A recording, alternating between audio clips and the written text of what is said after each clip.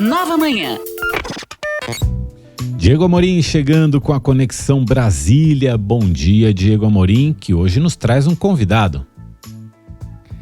É isso, Mauro. Bom dia a você, bom dia, Ana, bom dia a quem nos acompanha pela Nova Brasil FM. Nós recebemos hoje aqui em nossos estúdios da Nova Brasil, em Brasília, o presidente nacional do Partido Novo, Eduardo Ribeiro, a quem eu desejo bom dia. Presidente, bem-vindo à Nova Brasil FM. Bom dia, Diego, bom dia, Mauro, bom dia, Ana. É um prazer enorme estar aqui com vocês.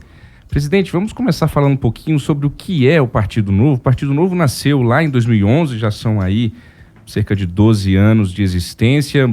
De lá para cá, muitos estigmas colaram no Partido Novo, de que é um partido elitista, mais recentemente de que é um partido satélite do bolsonarismo, do PL. Alguns falam até em bolsonarista de sapatênis. Como que você vê essa história toda e o que é o Partido Novo hoje? Perfeito, Diego. O partido ele foi fundado em 2011, mas ele teve o seu registro aprovado pelo TSE apenas em 2015. Então, em tese, o Novo ele participa de eleições apenas depois de 2015, né? 16, 2018, 2020 e 2022. E ao longo dos últimos 4 anos, especialmente, eu acho que houve um equívoco por parte da imprensa e até mesmo de analistas políticos de reduzir todos aqueles que estavam no campo político da direita, que é o caso do Novo, né, onde nós nos enquadramos da centro-direita à direita, mas colocar todo mundo como se fosse bolsonarista. Isso é um erro crasso, né, porque a redução desses ismos, né, bolsonarismo, lulismo, um conjunto de pessoas ao culto de uma liderança populista não é o contrário do que o Novo defende, né? O Novo é um partido que surgiu com a defesa de ideias mesmo, né? Nós somos um partido político ele se originou fora da árvore genealógica dos outros partidos, por assim dizer. O Novo ele não é a dissidência de um outro partido, ele foi fundado por 181 pessoas e nenhuma delas era um político, né? Então, ele traz um DNA diferente, ele traz uma cultura institucional diferente e, principalmente, a aversão ao populismo, né? E a defesa das ideias, das liberdades civis, das liberdades individuais, liberdade de expressão, liberdade econômica, defesa da propriedade privada, visão de longo prazo. Então, conceitos do liberalismo clássico e que a gente julgava que estava ausente dentro dos partidos políticos que estavam à disposição do Brasil. E, lógico, também uma cultura institucional de compliance, de integridade, né, de respeito ao dinheiro público, que também, dada todo o cenário de corrupção que, enfim, virou algo comum nas notícias do Brasil, também julgávamos que era importante ter um partido político com regras muito rígidas para quem fosse fazer parte, até para que tivesse um ambiente confortável para quem fosse de fora da política participar. Então, o Novo é isso. O Novo é um partido de gente de fora da política, que começou com pessoas de fora da política, que hoje está amadurecendo bastante, percebendo que existem pessoas muito boas em outros partidos, que inclusive querem migrar para o Novo, para a gente poder ter mais espaço, ocupar mais espaço e fazer a diferença na vida das pessoas. Mauro? Eduardo Ribeiro, presidente do Partido Novo, aqui conosco no Nova Manhã. Bom dia. Eduardo, eu queria saber de você, o Partido Novo, ele, na primeira eleição presidencial que ele disputou, ele lançou o João Amoedo, que é um dos fundadores do partido, foi o primeiro presidente do partido, e ele obteve 2.600.000 votos, terminou ali o primeiro turno em 5º lugar, até à frente de alguns nomes tradicionais, como da Marina Silva, do Álvaro Dias, isso lá em 2018. Mas nas eleições de 2022, o partido encolheu. Por exemplo, o candidato à presidência, o Felipe Dávila, recebeu apenas 560.000 votos. A que você atribui esse encolhimento do Novo? Eu acho que são 2 eleições com contextos bem diferentes, Mauro. Primeiramente, bom dia. Eu entendo que em 2018 ainda havia um espaço aberto para o surgimento de novas lideranças no campo da centro-direita e da direita, e principalmente um senso de renovação que o Novo representava bastante. É lógico que nós ocupamos bastante esse espaço. E nas eleições de 2022 foi um pouco diferente. Ela já começa polarizada. E houve muita dificuldade, não só por parte do Novo, porque se você vê outros partidos tradicionais, praticamente todos também diminuíram de tamanho na Câmara, né? Quem cresceu foi o PL e o PT, porque se beneficiaram dessa polarização logo no primeiro turno. Foi muito difícil conseguir colocar um discurso, encontrar espaço numa eleição que já começa muito acirrada entre Lula e Bolsonaro. Mas nós julgamos que fizemos o correto, porque, enfim, nós não concordávamos com nenhum dos posicionamentos que estavam ali em voga, 100%, evidentemente. Colocamos um candidato que julgamos que nos representou muito bem, né? E fizemos a nossa parte, oferecemos uma opção para a população.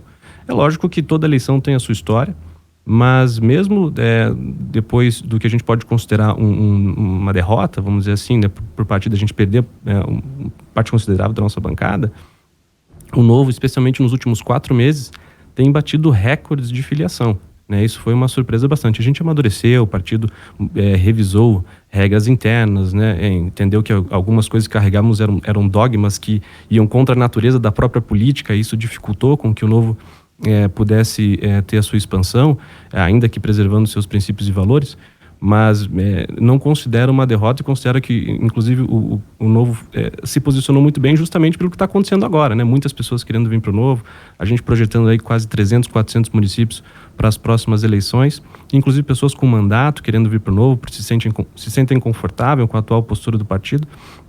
Então, acho que, de forma bastante resumida, Mauro, foram 2 eleições com um contexto bastante diferente, mas em ambas as eleições o Novo fez o que deveria ser feito, né? Colocar à disposição da sociedade um candidato que representasse as suas ideias. Qual a expectativa para 2024, eleições municipais do Novo? Nossa expectativa é alcançar centenas de municípios, né? Hoje no mapa estão 300 municípios, mas nós temos uma projeção de, inclusive, chegar a 400, né, se continuarmos nesse ritmo. O Novo, diferentemente de outros partidos, também ele faz um processo, uma jornada, né? Uma abertura de um processo seletivo de busca e prospecção de candidatos. Qualquer um pode ser candidato pelo Novo, né? Não tem padrinho, não tem cacique, você vai lá, se inscreve, como se você fosse submeter o seu currículo a qualquer empresa, você faz o treinamento, você se prepara para ser candidato. E nós batemos recordes nesse ano de inscrições, são mais de 8 mil inscritos em todo o Brasil, né? Isso no primeiro ciclo, terão outros ciclos. Então, certamente, nós vamos para a nossa maior eleição, nossa eleição mais capilarizada, e o Novo vai passar 2024 certamente em outro patamar. Hoje, quantos prefeitos o Novo tem no Brasil, Eduardo? Nós temos 4 prefeitos. 4 prefeitos. Nós elegemos um prefeito em 2020, que é o Adriano Silva, de Joinville, a maior cidade de Santa Catarina, meu estado. E hoje nós temos o Arão Josino, também de Santa Catarina, cidade de Ascurra, uma pequena cidade de 8 mil habitantes. O Luiz Eduardo Falcão, de Patos de Minas. E o Gleidson Azevedo, de Divinópolis. Esses são nossos 4 prefeitos. Tudo bem, 7h12, nós estamos conversando ao vivo aqui no Jornalismo da Nova Brasil com Eduardo Ribeiro, presidente nacional do Partido Novo. Eduardo, em 2018, o Novo fez o seu primeiro e único governador, o Romeu Zema, em Minas Gerais, que foi reeleito, está no seu 2º mandato e é colocado aí como um presidenciável. 2 perguntas sobre o Zema. 1, ele fica no Novo? 2, ele é candidato à presidência da República em 2026? O Zema fica no Novo, ele até brinca comigo. Toda semana sai uma notícia dizendo que o Zema vai sair do Novo, ele até me manda, Eduardo, saiu mais uma aqui. Não, ele realmente gosta muito do partido, ele já deu inúmeras declarações de que ele só entrou para a política por causa do Novo. O governador é uma pessoa muito de time, né? Quem conhece ele sabe da sua humildade, da sua retidão, né? Do seu apreço pela ética, e ele se sente muito confortável com o nosso ambiente de trabalho. Então, tenho certeza que ele vai continuar conosco na construção desse projeto, que ele vê como parte também de um projeto de vida dele, né? E evidentemente, qualquer discussão para eleição presidencial vai ter que ficar mais à frente, né? O governador, ele sempre disse também que preferia, inclusive, apoiar alguém que tivesse mais chance. É lógico que nós vamos tentar organizar um grupo, uma frente aí de centro-direita, direita, como eu falei, para enfrentar o PT, né? Nós somos oposição ao PT. O Novo é o contrário do PT em absolutamente tudo, né? No que diz respeito a modelo e visão de mundo e até mesmo de preceitos éticos e morais, né? Hoje nós somos oposição e vamos trabalhar para conseguir construir uma alternativa viável para tirar o PT em 2026, e o governador certamente vai estar junto. Se eventualmente for ele o nome escolhido, né? For ele o nome que tenha mais chance naquele momento, eu tenho certeza que ele não iria fugir da missão, mas nesse momento ele está muito focado em fazer uma boa gestão em Minas Gerais. Ele já fez uma boa gestão nesse primeiro mandato, né? Afinal de contas, foi reeleito com 56% no primeiro turno, né? Enfrentando grupos políticos antigos lá de Minas Gerais, o que garantiu a ele um aval da população mineira por todo o trabalho que ele fez, arrumou as contas do Estado. E agora, no segundo momento, com as contas ajustadas, conseguir fazer bons investimentos em infraestrutura e avançar nas privatizações, né? Então ele está muito focado nisso, mas as discussões para 2026 estão abertas e a gente vai tentar construir essa alternativa ao PT. Mauro? E como construir essa alternativa, presidente, sem cair na polarização? E sem também... A gente viu o que aconteceu com a tentativa da criação de uma terceira via na eleição passada, né? O senhor mesmo falou agora há pouco sobre a forte polarização que não conseguiu ser rompida na eleição de 2022. Como construir, então, essa alternativa? Mauro, eu entendo que... Aliás, eu espero, né, que 2022 tenha sido o fim de um ciclo de presidenciáveis e que 2026 abra espaço para novas lideranças surgirem. Eu acho que a polarização ela é menos da sociedade e mais do perfil das lideranças que vão representar os seus campos políticos, né? Entendo que há boas lideranças no campo da centro-direita. Nós temos o próprio governador Romeu Zema, Tarcísio, Ratinho Júnior, Eduardo Leite, a Tereza Cristina. São nomes que aparecem aí como potenciais lideranças para ser um guarda-chuva desse grupo, que eu vejo com um perfil um pouco diferente do próprio Bolsonaro, bastante diferente, inclusive, do Bolsonaro, e que podem transmitir uma ideia um pouco diferente de estilo de campanha, modelo de campanha e de representatividade. Acho que parte da polarização, de fato, é responsabilidade das lideranças que estão à frente. Não posso falar pelo campo da esquerda, né, porque não é onde eu atuo, mas eu tenho certeza que do nosso lado terão boas lideranças para representar esse grupo e tentar construir uma campanha, né, um diálogo, um debate. Não digo que não tenha que ser assertivo. Eu acho que o debate ele tem que ser assertivo. Você tem que expor as suas ideias. Você precisa tentar convencer os seus eleitores, expor especialmente os seus adversários em suas inconsistências. Mas ela tem que ser reservada ao campo do diálogo democrático, né, que é o que a gente sempre defendeu. E eu tenho certeza absoluta que novas lideranças vão surgir para levar o nível da política do Brasil a um patamar melhor. Presidente, se a gente olha hoje para o Congresso e para os partidos com representatividade, talvez, você me corrija se eu estiver errado, somente PL e Novo não estão no governo, oficialmente, digamos assim, né? O PP e os republicanos estão prestes a entrar nessa reforma ministerial iminente, quando o presidente Lula retornar da África. Mas eu digo isso para lhe perguntar o seguinte: é possível hoje se fazer uma oposição a esse governo sem ser confundido com o bolsonarista? O que diferencia o Novo do bolsonarismo? Não, acredito que sim, e nós temos feito isso com bastante solidez, inclusive, porque, de novo, o Novo, ele não é um partido que cultua o personalismo, o Novo cultua as ideias, né? O que eu entendo por bolsonarismo é alguém do campo da direita que coloca a defesa do Bolsonaro acima de qualquer coisa. O Novo se defende ideias, inclusive fomos bastante críticos ao longo dos últimos 4 anos ao governo Bolsonaro, especialmente para indicar os erros que estavam sendo cometidos em termos de discurso, de direcionamento, que poderiam, inclusive, causar o retorno do PT. E não estávamos errados, né? O PT voltou, né? Muito por causa de um erro de gestão e de discurso do Bolsonaro, enfim, que já todo mundo acompanhou. Então, nós vamos continuar nessa toada. Entendemos que nós precisamos, para ocupar esse espaço e garantir que haja representatividade para uma boa parcela da população que não tem esse culto ao personalismo, mas se identifica como liberal, como libertário, como conservador e que gostaria de ter um partido que os representasse, certamente esse é o Partido Novo, né? É o que nós temos feito em termos de discurso, em termos de comunicação, na nossa expansão, na nossa prospecção de lideranças, e os resultados estão aí, né? São 4 meses de recorde de filiação e uma grande possibilidade de estarmos em centenas de municípios disputando com chance de eleger vereadores e prefeitos. E aí sim tem uma capilaridade maior, sabe, Diego? Porque nós cometemos um erro lá em 2020 de ser muito conservador na nossa expansão. O partido acabou indo disputar em apenas 46 municípios, né? Eu julgo que foi um erro da direção em fazer uma estratégia muito pouco ousada, vamos dizer assim. E isso também acabou comprometendo boa parte das campanhas dos nossos deputados que não tinham base, né, para chegar naquele município e ter um vereador e fazer uma apresentação e organizar lideranças para ele poder se apresentar. Agora nós vamos consertar esse erro fazendo uma expansão mais ousada e poder, quem sabe, alcançar aí 60%, 70% da população brasileira com representatividade, né? Com pelo menos um vereador ou um prefeito do Novo na sua cidade.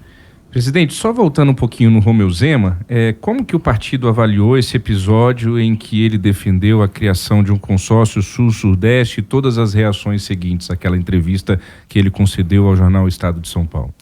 Foi um episódio bastante lamentável por parte do próprio jornal, do Estadão, por ter feito uma matéria, uma manchete, né?